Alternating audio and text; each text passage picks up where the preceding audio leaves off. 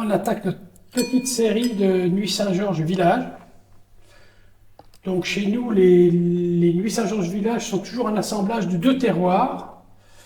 Donc cette première cuvée... On les voit, c'est par ici. Hein, c'est voilà, 2 climats ici qui sont tout à fait voisins. Imbriqués. Voilà. Les Maladières, les Brûlés, donc quand on sort de nuit direction Beaune. Alors d'ailleurs, des noms de climats qui parlent d'une histoire commune, puisque les Maladières, ce serait un bâtiment où on avait accueilli des malades, mais qui aurait brûlé, qui aurait connu un incendie pendant la guerre de religion, donc qui donne aussi le nom des Brûlés à côté. Complètement. Voilà, Et c'est vrai que c'était historiquement, c'est dans ce secteur que se trouvaient ce qu'ils appelaient les maladreries à l'époque, pour accueillir les indigents des villages. Donc sur un secteur bas de coteau, sur des sols plutôt épais, riches, effectivement, riche, mais qui donne des vins par contre assez élégants. Tout à fait. On n'est pas on n'est jamais dans cette cuvée sur la puissance. On est plutôt sur des vins extrêmement plaisants, jeunes.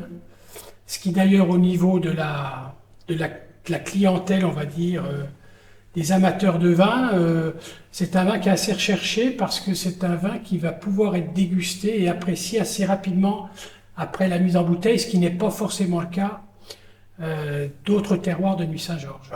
Apprécié pour son fruit, pour cet aspect Pinot Noir, cette élégance tout à fait frais de la Côte de Nuit. Tout à fait.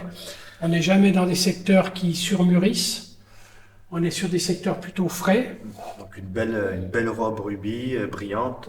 Classique, d'une année de belle maturité. Beaucoup de précision, je trouve, au premier nez, beaucoup de netteté, de pureté aromatique, sur ce côté petits fruits rouges, framboises. Aujourd'hui, cette petite note amenée par le bois, mais qui est vraiment discrète. Tout à fait discrète, oui.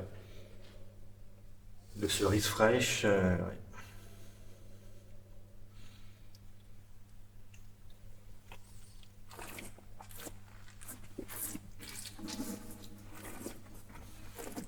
Oui, beaucoup de fraîcheur, de netteté aussi en bouche. Exactement. Voilà. On a une fraîcheur qui est un peu plus marquée que sur le...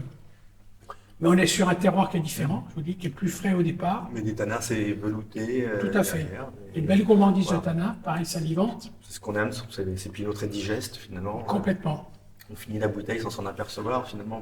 Voilà, c'est toujours une cuvée qui a une grande buvabilité et ça fait partie des cuvées au mois de mars où les clients repartiraient bien avec une bouteille pour la mettre sur la table dès le midi parce qu'on c'est tout de suite un plaisir immédiat. Donc ça demande des élevages peut-être un petit peu plus courts. Tout à fait, plus courts, exactement. Faut pas chercher à ce que le fût ressèche et emporte finalement tout le fruit et toute la tendresse de ce vin-là. Donc en attendant les Didier, les Saint-Georges, on peut boire... Tout à fait, on a toute la gamme pour satisfaire 10 à 20 années de consommation de vin de Nuits Saint-Georges. Oui, le conseil quoi, c'est 5-6 ans pour boire. Voilà, sur cette cuvée-là, c'est 5-6 ans, je pense que c'est très bien. Après, ça peut évoluer un peu plus vite.